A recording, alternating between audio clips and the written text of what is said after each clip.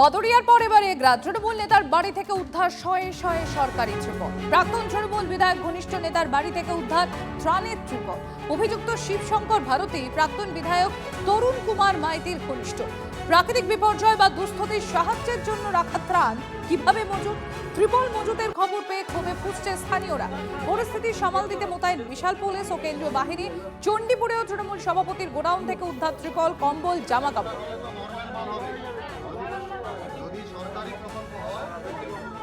প্রাক্তন বিধায়ক ছিলেন তরুণবাবু, তৃণমূলের নেতা। তিনি অবৈধভাবে সরকারি ত্রিপলগুলো সাধারণ মানুষকে না দিয়ে উনি অবৈধভাবে এখানে আমাদের দুর্গাশঙ্কর ভারতী মহাশয়ের বাড়িতে এখানে মজুদ রেখেছেন এবং উনাদেরকে জিজ্ঞাসা করতে উনারা বলেন যে এটা তরুণ মাইতি বাবু উনি রেখে দিয়ে গেছেন, অতিরিক্তটা বিলি করতে পারেনি। ওরা হচ্ছে নিষ্ঠুর, ওরা হচ্ছে মানে নরকের কীটনাশক। প্রাক্তন বিধায়ক ছিলেন তরুণবাবু, তৃণমূলের নেতা। তিনি অবৈধভাবে সরকারি ত্রিপলগুলো সাধারণ মানুষকে না দিয়ে উনি অবৈধভাবে মাইতিবাবু ভোটে জেতার পরে এটা আমাদের ঘর। এবার উনি ঘরটা আমাদের ভাড়া হিসাবে নিয়েছিলেন মাল রাখার। উনি ভাড়া নিয়েছিলেন, এবার ত্রিপল উনি দিয়ে দেননি, থেকে গেছে, ওটা তো স্যারই জানে, ওটা তো আমরা বলতে পারবো না। এবার আমরাও যথারীতি স্যারকে ফোন করেছিলাম। স্যার চোখের ছানি অপারেশনের জন্য স্যার কলকাতায় গেছে। এবার স্যার বললেন যে ঠিক আছে, আমি বিডিও সাহেব এবং এসডিও সাহেবের সঙ্গে কথা বলছি, তার যেটা সিস্টেম হয় আমি সেই সিস্টেম অনুযায়ী কাজ করি। আমাদের স্থানীয় মানুষ ওই ঘরটা ঘেরাও করে, সেখানে ঘেরাও করে একটি ঘর থেকে আপাতত 600-র উপরে, 700-র কাছাকাছি ত্রিপল BDO, police, block disaster management অফিসারের উপস্থিতিতে সিজ করা হয়েছে। BDO, police, block disaster management অফিসারের মাধ্যমে মহকুমা শাসকের কাস্টডিতে ইতিমধ্যে চলে গেছে।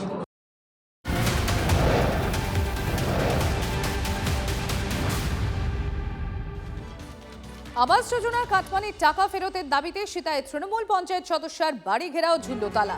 স্থানীয়দের অভিযোগ, আবাস যোজনার ঘর পাওয়ার পর উপভোক্তাদের কাছ থেকে জোর করে টাকা নিয়েছিলেন তৃণমূলের পঞ্চায়েত সদস্যা হরিপ্রিয়া বর্মন। ঘর পাইয়ে দেওয়ার নাম করেও একাধিক বাসিন্দার কাছ থেকে টাকা নেওয়ার অভিযোগ উঠেছে। রাজ্যে পালাবদল হতেই ক্ষোভের বহিঃপ্রকাশ উপভোক্তাদের।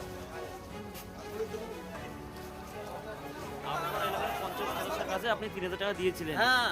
কেন দিয়েছিলেন?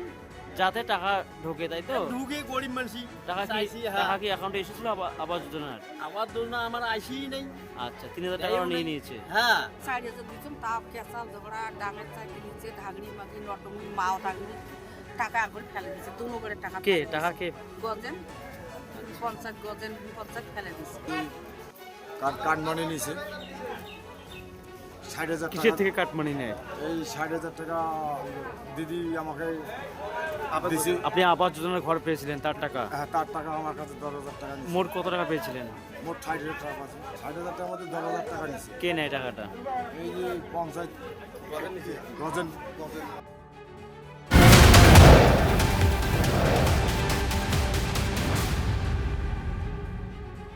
আবাসের ঘর দেওয়ার নাম করে গরিবের টাকা আত্মসাৎ। সরকার বদলাতেই বিপদ বাড়ছে বসিরহাটের 7 নম্বর ওয়ার্ডের তৃণমূল কাউন্সিলর কৌশিক দত্তের বিরুদ্ধে বসিরহাট থানায় অভিযোগ, কাটমানির রেট চার্ট বেঁধে দিয়ে লক্ষ লক্ষ টাকা তোলার অভিযোগ। তোলাবাজ তৃণমূল নেতার বিরুদ্ধে সোশ্যাল মিডিয়া পোস্ট ভাইরাল।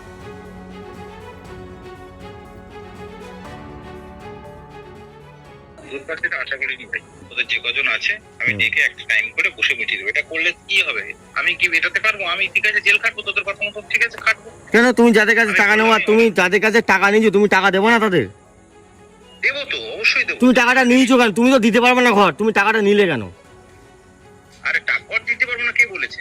তুমি দিতে পারবা? এক সপ্তাহ? হ্যাঁ, কবে দেবা? আমি সামনের সপ্তাহে ফিরি, তোদের সঙ্গে বলবো। তুই ডিলিটটা কর ভাই, এটা আমার ছোট ভাই হিসেবে বলছি। তোর সঙ্গে আমার 30 বছরের সম্পর্ক। তুই ডিলিট কর, আমি সামনের সপ্তাহে ফিরি। আমি একটা বাম্পার। এরা গরিব লোকের ঘর মোছে, লোকের বাড়ির ঘর মোছে, জানো?